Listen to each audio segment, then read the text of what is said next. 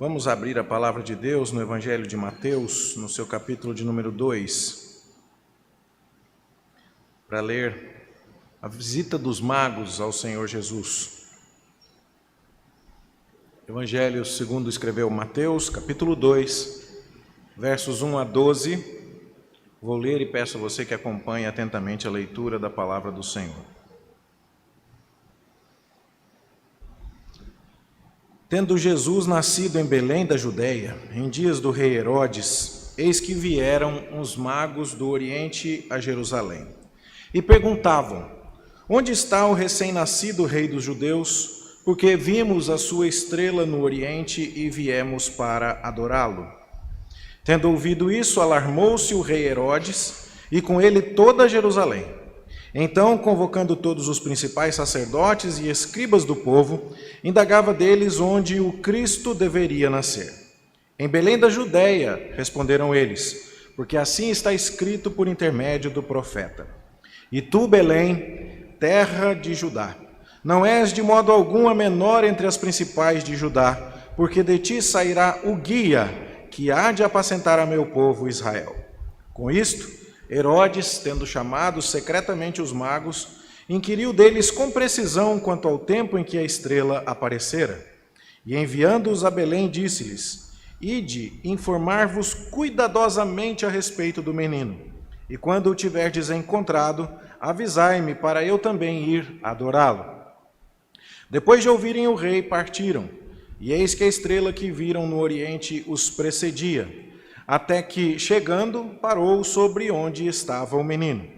E vendo eles a estrela, alegraram-se com grande e intenso júbilo. Entrando na casa, viram o menino com Maria, sua mãe. Prostrando-se, o adoraram. E abrindo seus tesouros, entregaram-lhe suas ofertas: ouro, incenso e mirra. Sendo por divina advertência prevenidos em sonho para não voltarem à presença de Herodes, regressaram por outro caminho à sua terra. Que o Senhor nos abençoe no estudo da sua palavra nesta manhã. Meus irmãos, há muitas e muitas maneiras de se abordar este texto. Eu acredito que eu já preguei uns 8 sermões diferentes nesta mesma passagem.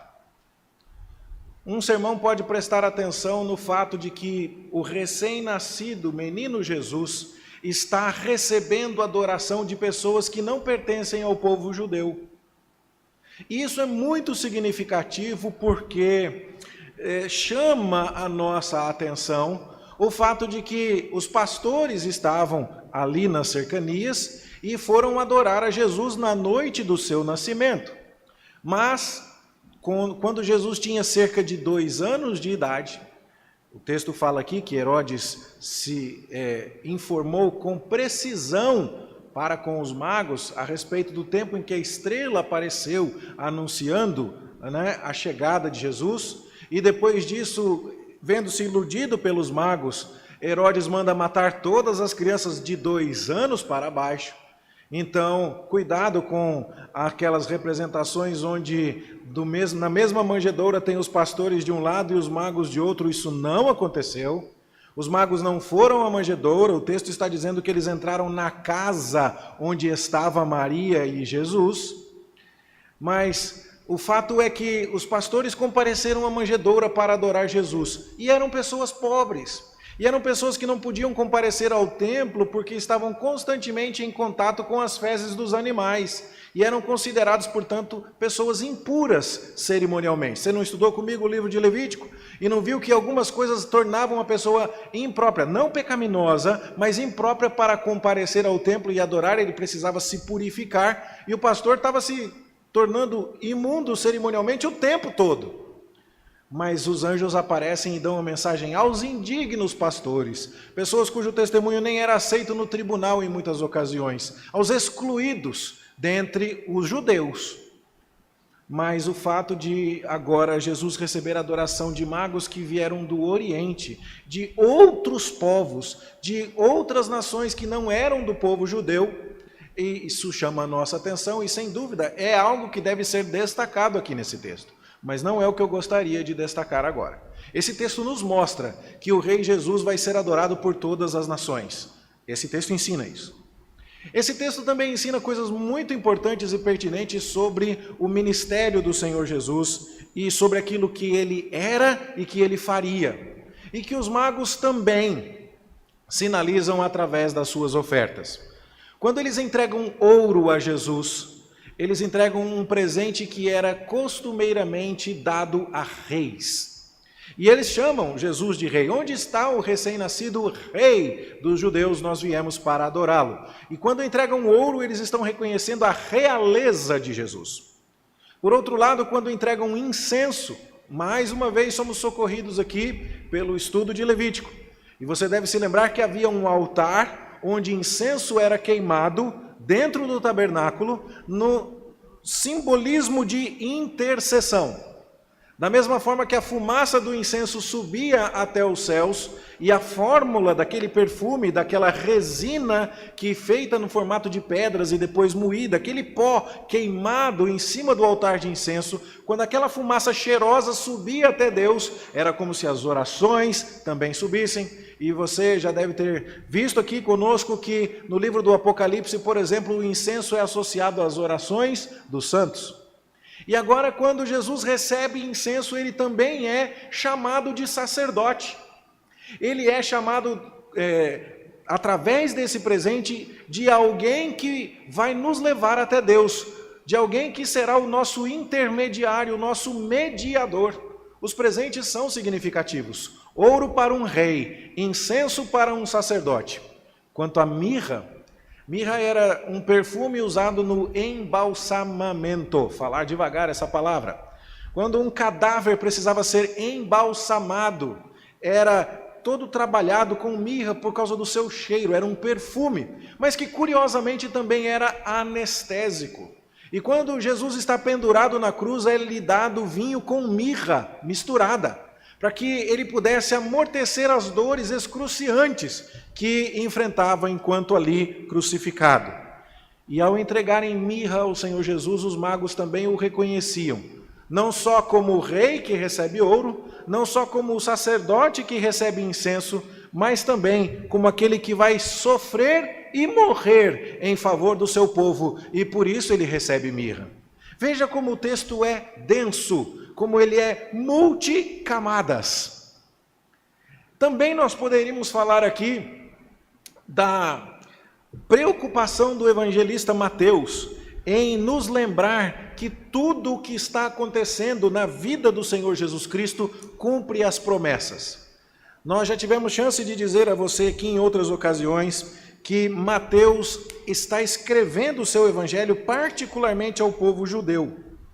O seminarista, agora bacharel Fábio, está expondo para nós o Evangelho de Marcos e mostrando como no Evangelho de Marcos a preocupação é retratar um Jesus que os romanos percebam adequadamente. Então as profecias não são tão citadas no Evangelho de Marcos como o são no Evangelho de Mateus.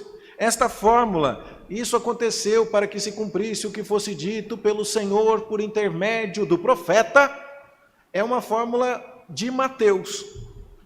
Marcos não usa essa fórmula uma única vez. Lucas não usa essa fórmula uma única vez. João só usa uma vez. Mas Mateus usa essa fórmula 11 vezes. E por que Mateus quer mostrar que o que foi prometido pelos profetas se cumpriu? Porque Mateus está escrevendo o evangelho para que os judeus saibam que Jesus é o Messias esperado. Tanto é que aqui no texto que nós lemos, você deve perceber que quando os magos chegam perguntando do rei, Herodes vai inquirir o sacerdote sobre onde o Cristo deveria nascer. E Cristo é o Messias, é o ungido. Então, isso mostra claramente a preocupação de Mateus em validar a pessoa do Senhor Jesus a partir das Escrituras Sagradas do que hoje chamamos de Antigo Testamento. Mais uma camada presente aqui no texto. A visita dos magos, portanto, nos mostra que Jesus é o rei que recebe ouro, o sacerdote que recebe incenso, o sofredor e que iria experimentar a morte que recebe mirra, o rei que é adorado por todas as nações, o rei que cumpre as profecias do Antigo Testamento. Mas não é nada disso que eu queria destacar com você. eu queria olhar uma coisa um pouco diferente e um pouquinho mais profunda. Para isso, eu queria fazer um resgate histórico com você. E eu vou voltar lá atrás, lá no Egito. E eu espero que você me acompanhe na fé de que essa jornada vai chegar em algum lugar lá na frente. Vai parecer assim, pronto, agora o pastor saiu do texto e não volta mais. Daqui a pouco a gente vai voltar nele, se Deus nos permitir. Boa parte da discussão do Antigo Testamento tem a ver com quem é que manda nisso aqui. Quem é que manda nesse povo? Quem é o rei? E você percebe que Deus está agindo desde o Jardim do Éden de forma a governar o seu povo, mas Satanás se intromete. Deus reina, Deus tem todas as normas colocadas ali para Adão, mas no momento em que Adão e a sua esposa se curvam à voz e à sugestão da serpente, há uma rivalidade de domínio. Instala-se aquilo que na teologia se chama de o domínio do reino parasita. Você tem o rei supremo, Deus Todo-Poderoso, mas agora você tem o império das trevas, que sobrevive às custas do rei divino, e por isso é chamado de parasita. Quando o hospedeiro morre, o parasita morre também. Se você morrer, as bactérias do seu intestino, as lombrigas do seu estômago vão morrer também. Tá certo? Bom, o que acontece é que quando temos um reino parasita de Satanás, ele depende do rei divino, mas eles estão rivalizando agora por controle e por domínio. Essa batalha vai ser vista muito claramente lá no Egito. Quem está oprimindo o povo de Israel? É Faraó. E aí Deus então chega para Faraó e fala assim, deixa o meu povo ir, esse povo é meu. E Faraó quer tratar os judeus como um povo que fosse dele. E agora fica a disputa para saber quem é que vai mandar nos hebreus. E quando o faraó se recusa a reconhecer que Deus é o rei e o governante do povo de Israel, o Egito experimenta as pragas. Para que fique claro que Faraó não manda em nada, nem mesmo no Egito. E que Deus é o rei de todas as nações, inclusive do Egito. Algo que, se você perceber, eu já destaquei um pouco quando disse que Jesus recebeu a visita dos magos que vinham do Oriente. A visita dos magos vindos do Oriente para adorar Jesus também testemunha que Deus manda em Belém, que Deus manda na Judéia, em Israel como um todo, mas ele manda lá no Oriente também, porque tem gente lá que sabe disso. Então, lá no Egito você teve este primeiro embate e Deus saiu vitorioso. E o que aconteceu com o povo? O povo foi para a terra de Canaã. Chegados à terra de Canaã, havia povos vizinhos ali, que rivalizavam com o povo de Israel. E o povo se estabelece e começa então o período dos juízes. Uma época de cerca de 300, 350 anos. A Bíblia não nos dá informações precisas de data com relação a este período, mas é muito seguro estimar algo em torno de 3 séculos para o período dos juízes. E ali então há intercalações. Quando o povo é fiel a Deus, ele desfruta de uma certa liberdade. Mas quando o povo se afasta de Deus, outros povos oprimem ao povo de Israel. E talvez um dos mais famosos nesta época dos juízes seja o povo filisteu. E o povo filisteu domina a tecnologia dos metais. E tem armamentos, e tem carros de guerra, coisa que os israelitas não têm. E a grande questão então é, e agora, quem é que manda? Bom, lá no Egito, Faraó rivalizava com Deus. Agora, na terra de Canaã, os filisteus e outros povos rivalizam com Deus. E Deus constantemente está dizendo, sou eu que mando. E como? Mandando juízes que vão livrar o povo de Israel dos seus inimigos em redor. Mas esse vai e vem, essa alternância entre períodos de independência e períodos de dominação, vai desgastando a história e desgastando o povo. Então Deus manda um rei que vai estabelecer um domínio mais duradouro. Não Saul, mas Davi. Davi é quem vai literalmente aniquilar os filisteus, matando o maior herói de guerra dos filisteus, o gigante Golias. E depois de Davi, os filisteus já não dão muito trabalho na Bíblia. Eles aparecem aqui ou ali, mas nunca mais com a mesma força e com o mesmo poder de importunação. E agora, Davi estabelece um reino duradouro. E aí a gente pergunta, quem é o rei? E a gente diz, Israel tem rei. E o rei é da dinastia de Davi. E agora você vê a mesma temática ainda acontecendo nas páginas do Antigo Testamento. Lá na época de Moisés, quem é que manda? É o faraó? Resposta, não, é Deus. Na época dos juízes, quem é que manda? São os filisteus? São os outros inimigos, os edomitas ou os povos cananeus? Não, é Deus. Mas como é que isso se materializa diante dos nossos olhos? Já na época do reino de Israel, fica claro, é o nosso rei da linhagem de Davi, o rei escolhido por Deus. Esse é o nosso rei, o ungido de Deus. Ungido porque Davi foi consagrado como rei através do derramamento de óleo sobre a sua cabeça, que era a maneira de marcar um rei. Então ele foi untado, né? Se dá para dizer assim, ele foi melecado de óleo. Uma maneira que pode nos parecer pouco convencional, mas que era muito simbólica para os padrões daquela época. Agora temos um rei. E aí então você vê o povo de Israel por séculos estabelecido em Jerusalém, tendo um rei. Quando Davi assumiu o reinado, nós podemos estimar com alguma segurança que era o ano 1010 a.C., e que Davi governou por 40 anos até o ano 970 a.C. Então é bastante tempo. E a dinastia de Davi permaneceu no comando do povo. Você sabe que Davi morreu e deixou seu filho Salomão no trono. Salomão cometeu idolatria e Deus então exercitou o seu juízo disciplinar sobre Salomão. O reino se divide, mas em Judá, em Jerusalém, ainda fica um descendente de Davi até o ano 586 a.C. Faz as contas comigo, irmão. Vamos arredondar para 600 a.C., vai sobrar 14 anos aqui dos 586. Dos 600 a.C.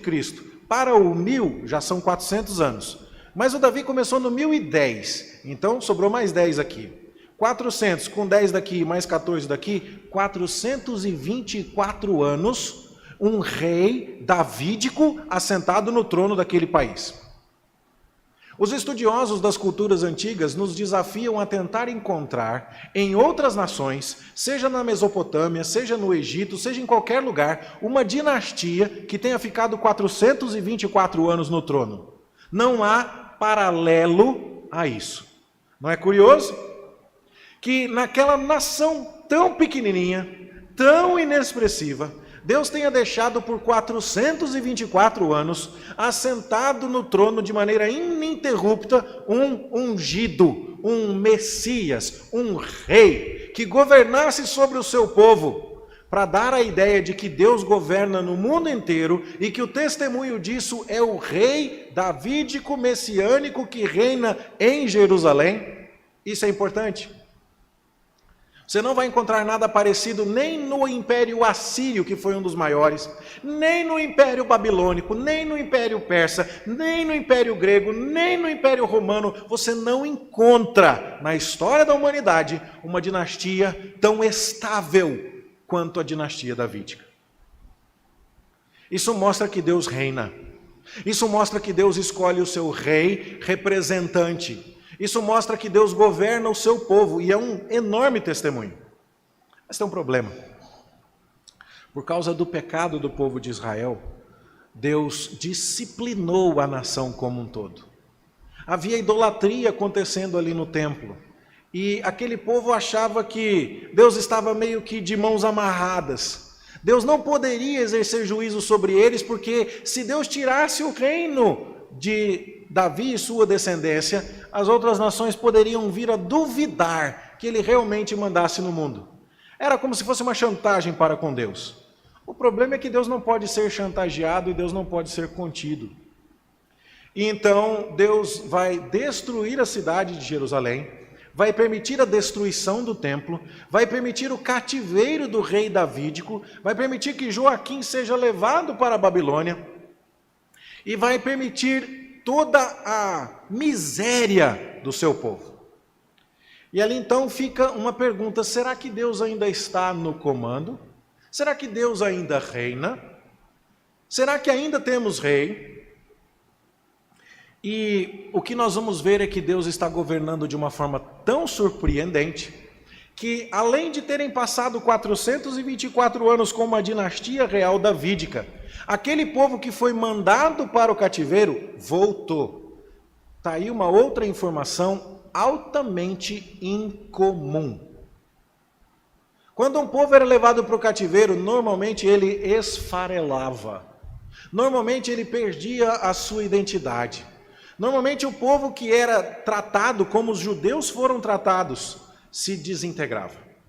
Mas eles passaram 70 anos no cativeiro e ainda voltaram para a terra de Jerusalém como judeus. Aliás, é tão curioso porque eles foram para o Egito em busca de comida na época de José e passaram lá 430 anos e saíram de lá fortificados, escravizados, mas o povo de Deus, o Egito não deu conta de destruí-los. Não seria diferente com o cativeiro na Babilônia. O povo não seria capaz o povo babilônico e o império babilônico não seria capaz de destruir o povo de Deus. Eles voltam, eles retornam do cativeiro.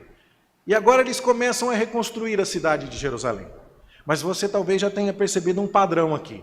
Deus mostra que reina, Deus executa juízos, Deus deixa claro o seu governo sobre o mundo. E o povo estraga tudo repetidamente.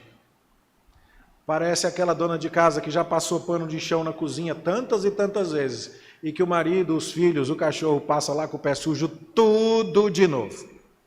Pois Deus tira o povo de Israel do Egito e mostra que governa, e eles entendem, e vai bem durante um tempinho, e eles se enrolam novamente.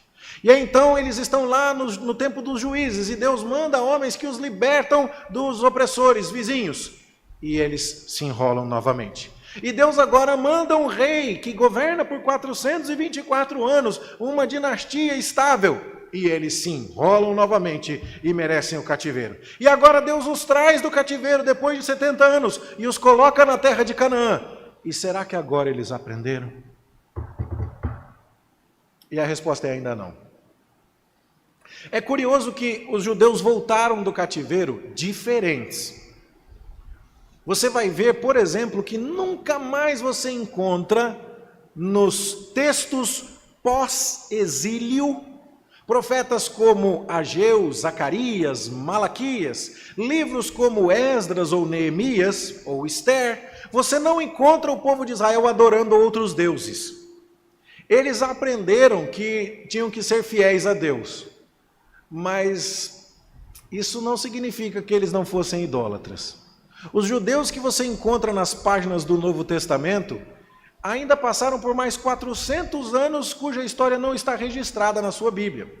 400 anos que estão naquela paginazinha branca entre Malaquias e Mateus ali.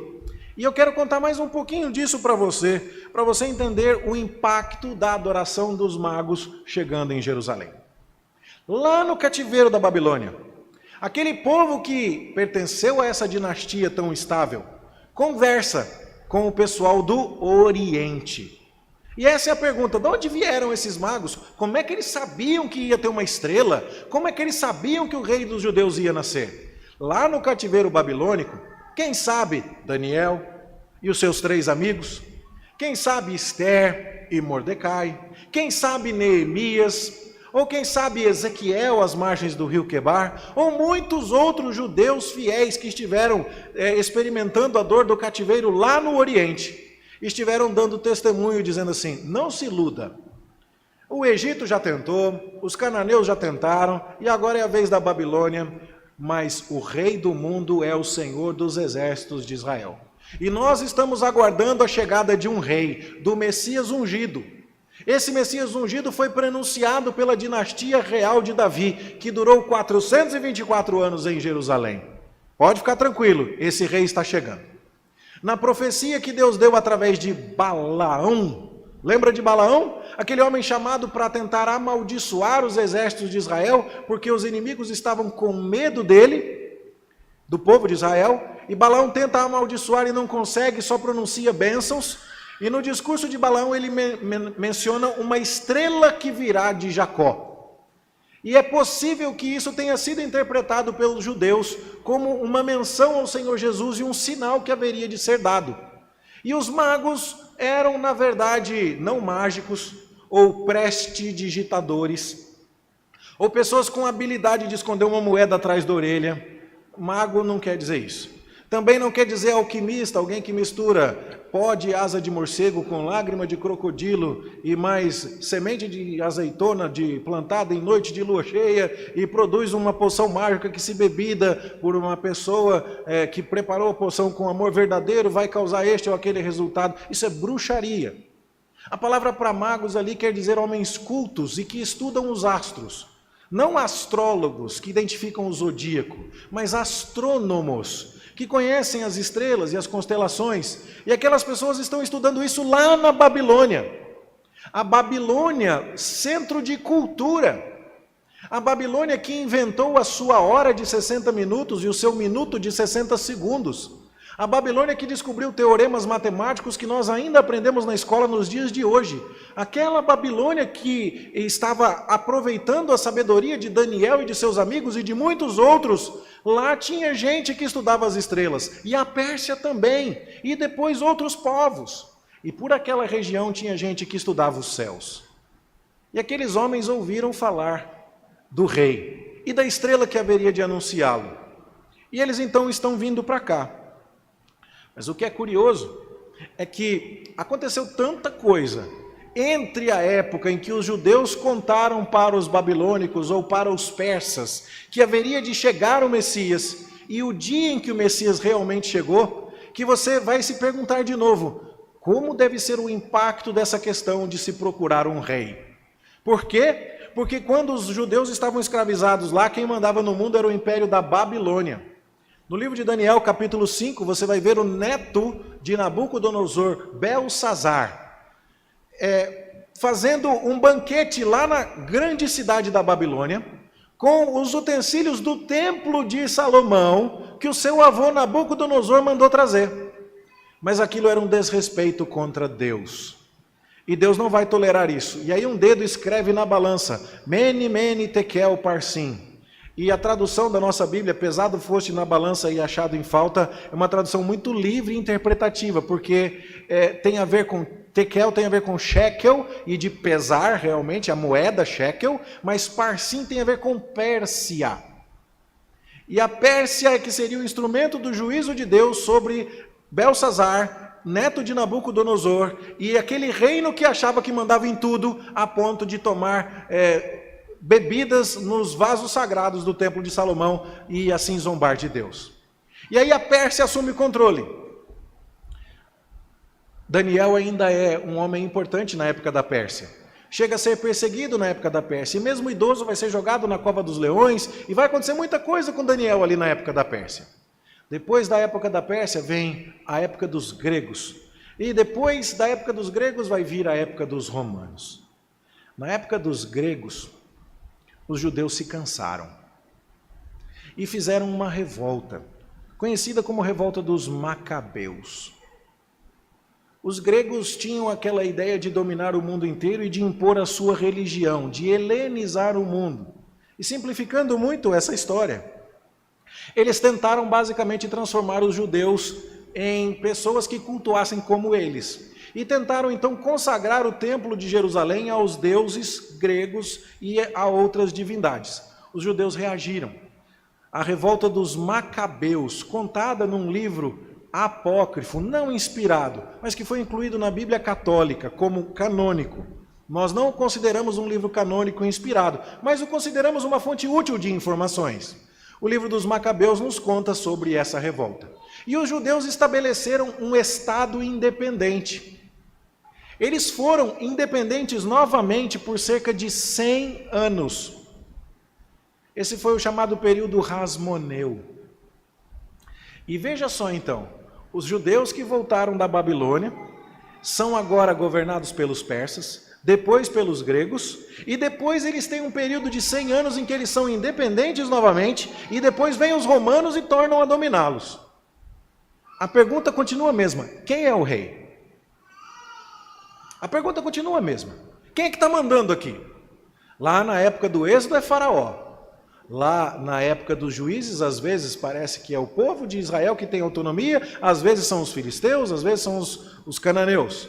Durante a dinastia davídica, temos claro que é o ungido do Senhor. E parece que isso prenuncia um governo eterno, mas aquela dinastia davídica é interrompida. O povo é mandado para a Babilônia. Parece que agora o rei é Nabucodonosor.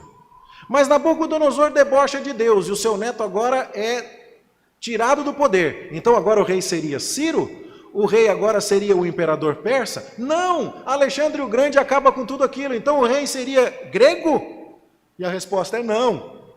Os judeus se revoltaram durante o período grego e estabeleceram um período rasmoneu. E agora quem governava entre eles eram os sacerdotes da dinastia dos Macabeus. E agora então parece que eles têm um novo governo. Mas aí vem os romanos e tiram todo mundo do trono. Só que os romanos de bobo não tinham nada. Eles conheciam essa história cheia de reviravolta dos judeus. E eles pensaram assim: se a gente não deixar esses judeus terem autonomia religiosa, eles vão nos arrumar problema igual eles arrumaram para os gregos. E eles vão se rebelar de novo. Então os romanos deixaram os judeus com uma autonomia administrativa. É por isso que o sumo sacerdote tem um tribunal capaz de condenar Jesus. Você viu no livro de Levítico algum sumo sacerdote julgando alguém e tendo um tribunal? Não, você não viu isso. Mas por que no tempo do Novo Testamento o sumo sacerdote tem guardas que ele manda prender Jesus? É porque agora a administração do povo de Israel é diferente. Depois de tudo isso que aconteceu no período interbíblico, os romanos estão dominando, mas os judeus têm alguma autonomia. O Sinédrio, que é uma criação do período interbíblico agora, é o governo dos judeus por seus anciãos religiosos que exercem uma certa medida de poder administrativo. E o Sinédrio condena Jesus, e o Sinédrio condena Paulo, e o Sinédrio tem várias outras atribuições administrativas, e o que você vai ver agora então é uma disputa de poder, toma lá, dá cá. E os romanos, que deram poder ao sacerdote hebreu, uma herança da revolta dos Macabeus no período interbíblico, também estão preocupados com o domínio daquela região da Judéia, que é um barril de pólvora. E aí o que eles fazem? Eles colocam um camarada chamado Herodes para governar sobre os judeus. Herodes é idumeu, ele não é judeu propriamente dito. Mas nesse meio de tempo todo, durante a revolta dos Macabeus, os judeus que tiveram domínio sobre a região forçaram outros povos a se tornar judeus, entre eles os idumeus. Então Herodes era um judeu convertido na marra, que agora, por conta de um certo ressentimento e tal, acaba ajudando aqui, servindo aos romanos e servindo aos judeus e tal. E para garantir o seu domínio, ele inclusive promove muitas e muitas reformas no Templo de Jerusalém. O Templo de Jerusalém às vezes é chamado de o Templo de Herodes nos dias de Jesus, porque Herodes aumentou o templo muito, justamente para agradar os judeus e ser reconhecido como rei. Pronto, está aí a pergunta. Quando Jesus nasce, lá na Judéia, quem é o rei? Essa que é a pergunta. Essa que é a bagunça. Então você fala assim, os romanos. Aí um judeu devoto vai dizer assim, não, meu rei é Deus. Opa, mas espera aí, os romanos dominam sobre nós. Através de quem? Através de Herodes. Mas Herodes é idumeu. Não, mas é o sumo sacerdote que domina sobre nós. Mas ele não tem completa autonomia, ele está debaixo da autoridade de Herodes, que está debaixo da autoridade dos romanos. Quem é que vai mandar aqui? E quando chegam os magos que vieram lá do Oriente, sabendo aquela notícia, lá pela Babilônia ou pela Pérsia, séculos antes, e falam, cadê o rei? Você entendeu como essa pergunta é altamente inconveniente? Essa pergunta bagunça o status quo completamente. E mais, eles chegam em Jerusalém. Jerusalém é a capital da Judéia. O palácio de Herodes é lá. O templo é lá, o sinédrio é lá, os escribas e sacerdotes estão lá. E os escribas e sacerdotes queriam um domínio para si, tanto é que mataram Jesus por causa disso. Mas Herodes também. Herodes tinha uma verdadeira paranoia sobre perder o seu domínio. Herodes matou vários membros da sua família, desconfiado de alguns golpes de Estado. Herodes era realmente paranoico com relação ao poder. E aí então, depois de te contar tudo isso, a pergunta que precisamos fazer é, quem é o rei? Cadê o seu rei? Porque quando Herodes ouviu aquela pergunta, a primeira preocupação dele foi: preciso matar esse menino. E mesmo conhecendo aquela história toda, como um judeu convertido na marra, apesar de ser idumeu, Herodes está preocupado em aniquilar o rei Jesus para manter o seu governo. Mas o Herodes nem me assusta tanto. Ele não quer reconhecer o reinado de Jesus, ele não quer se curvar a Jesus, mesmo vendo que tem uma estrela no céu para anunciar a chegada de Jesus. Eu contei essa história lá para as crianças, lá no Instituto Presbiteriano de Educação essa semana, e eu fiz uma pergunta para eles assim: alguém de vocês já teve uma festa de aniversário bem legal, crianças? Alguém já fez festa de aniversário no buffet, com bexiga, com isso, com guaraná, com sanduíche? Aí todo mundo assim: e alguma vez o papai de vocês colocou uma estrela lá no céu para falar que você estava fazendo aniversário? Não. Será que o seu pai fosse rico, rico, rico, ele conseguia fazer alguma coisa do tipo? E a resposta é não. Pois é. Tem uma estrela no céu, tem magos vindo do Oriente para adorar o rei Jesus. E o Herodes não está muito preocupado com isso, porque o rei dele é ele mesmo, ele está preocupado com o reino dele. Ele está preocupado em servir os seus próprios interesses. E esse é o problema de Herodes aqui.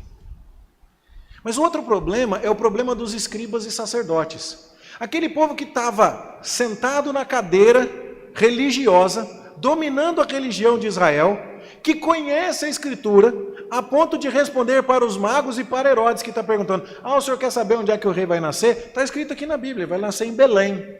Belém quer dizer casa do pão, Bethlehem, casa o pão, casa do pão. Vai nascer o pão da vida da cidade de Belém, porque Davi veio da cidade de Belém, e Jesus é da dinastia davídica. Isso é importante, todo mundo sabe. No entanto, apesar de saberem isso, e apesar de terem informado aquilo a Herodes, os sacerdotes e escribas não foram até Belém junto com os magos. Sabe quanto tempo era de caminhada de Jerusalém até Belém? 2h30. 8 quilômetros. Não é estranho que os magos viajaram, provavelmente esses 2 anos que Jesus tinha, para chegar lá do Oriente, milhares de quilômetros, para adorar aquele que tem uma estrela no céu, para cumprir a profecia. Os sacerdotes estão ali e eles não vão até Belém? E por que eles não foram? Várias respostas. Primeira, a possibilidade bem clara de que já tinha governo religioso em Israel, e eram eles. Para que eles vão encher a bola de outro? Segundo, Herodes pode estar enciumado. E vai que o Herodes não gosta da honra que os sacerdotes prestam ao possível candidato a Messias. E então a pergunta continua: quem é o rei? O rei de Herodes é aquele que o mantém no trono, e o rei dos sacerdotes e escribas é aquele que não os tira da posição de conforto que eles estavam mantendo. Mas o curioso é que os magos vieram lá do Oriente, viajaram por possivelmente 2 anos. Deixaram tudo lá para trás e vieram para seguir a Jesus. Nessa história, o que é curioso é que tem gente que está no lugar certo, com a informação correta, e está com o rei errado. Esse é o ponto aqui. Ao passo que há pessoas que estavam muito longe do lugar ideal, que tinham muito menos informação do que as pessoas que eram os depositários da lei e das profecias do Senhor, e no entanto tinham o rei correto no seu coração. E o que eu gostaria de refletir com você, portanto, na história dos magos é essa pergunta: quem é o seu rei? Quem é o seu rei? É fácil demais olhar para os escribas e sacerdotes e falar: que burro, dá 0 para ele está em Jerusalém, a 8 quilômetros de Belém, e não foi lá para ver. Mas você tem um rei, diz que tem um rei, mas ele não é capaz de tirar você da cama no domingo de manhã, se tiver um pouquinho mais frio e chovendo, para você vir adorá-lo? Você olha para os magos e exalta os presentes que eles entregaram ao rei Jesus, e acha que os escribas, sacerdotes e Herodes foram realmente tolos em não reconhecer o governo e a majestade de Jesus, mas não honra Jesus com as primícias da tua renda, do teu tempo, da tua juventude, você não tem tempo, não tem dinheiro, não tem energia, nada para Deus? Essa é a pergunta que ainda precisamos nos fazer. Quem é o seu rei? Quem é o seu rei? O mundo dá volta, sim. E nós conseguimos até entender o fato de que os judeus estavam bem atrapalhados e maculados com aquela sequência de impérios. É muita coisa, não é? Quase que a gente não decora tudo. É Babilônia, depois é Pérsia, depois é Grécia, depois é período Hasmoneu, depois é gregos. E agora que os judeus têm um pouquinho de paz, Jesus aparece para querer bagunçar? Ah, não. Mas quem está pensando desse jeito não entendeu que o reinado de Jesus é para todo sempre e é sobre todo o universo. E que Ele está chamando a mim e a você para que todas as outras coisas estejam debaixo do seu senhorio. E quando a gente se apega a algum conforto, alguma comodidade que seja, algum reino particular que a gente construiu para nós, nós estamos errando do mesmo jeito que Herodes errou, do mesmo jeito que os escribas erraram e que os sacerdotes erraram. Já pensou? Já pensou no dia do juízo final, a gente encontrando aquelas pessoas? A gente encontrando aqueles homens que abriram os pergaminhos e leram para Herodes, dizendo assim: Rei Herodes, eu te garanto, o Messias que esses magos vieram para adorar, ele nasceu ali, ó, a 8 quilômetros. Fecha o rolo, guarda e fica tudo bem por mais algum tempo. A minha vida não está perturbada. Você consegue imaginar o lamento eterno daqueles homens? E essa tem que ser a nossa pergunta. Quem é o nosso rei? E o que temos feito para adorá-lo? E como temos expressado que ele de fato governa sobre nossa vida? Nosso tempo, nossas energias, nossos pensamentos, nossos interesses, nosso dinheiro, nossas afeições têm que ser todas trazidas ao rei. Cuidado, porque se na tua zona de conforto, no teu universo construído segundo os teus próprios interesses, você ajeitou a vida, mas não sobrou um lugar para Jesus e você está confortável com isso, pode ser que você vá se encontrar com aqueles homens que leram a Escritura para Herodes e não foram adorar com os magos. Nós, eu e você, somos chamados, nós somos o povo que não era judeu, nós somos chamados para entrar na esteira dos magos e vir de longe e deixar tudo para trazer os nossos presentes para esse rei, que é o rei que recebe ouro, o sacerdote que recebe incenso, o substituto mediador que recebe mirra. Nós temos que vir de longe para adorá-lo. Nós somos chamados para deixar tudo, para negarmos a nós mesmos, tomarmos a nossa cruz e segui-lo. Essa é a pergunta. Jesus, olhando para a tua vida, está pedindo o quê? Para que você expresse de fato que Ele é o teu rei. Que espaço você está cedendo da sua vida a Jesus? Precisa ser tudo. Cuidado com o meu império, o seu império, a nossa vida confortável, os nossos projetos, onde a gente constrói tudo e diz, se tiver espaço para Jesus entrar aqui, a gente dá uma beirinha. Acabou não sobrando beirinha no projeto de vida de Herodes. Acabou não sobrando beirinha no projeto de vida de sacerdotes e escribas. Teve gente que estava lá, no lugar certo, na hora certa, com a informação certa, e estará no inferno, lamentando eternamente não ter reconhecido Jesus Cristo como rei. Quem é o seu rei? Que a minha resposta e a sua sejam: o meu rei é Jesus Cristo, o rei nascido em Belém. Eu estou trazendo presentes, eu vim para adorá-lo. Todas as demais coisas às quais eu pudesse me apegar são secundárias. Tudo eu considerei, como diz o apóstolo Paulo, como refúgio, como estrume, é a palavra, por causa da sublimidade do conhecimento de Cristo Jesus, meu Senhor. Vamos com os magos até Belém adorá-lo. Vamos deixar qualquer outra coisa e colocar os nossos tesouros e a nossa vida aos pés do Senhor Jesus. Que Ele seja o nosso Rei, hoje e sempre. Amém.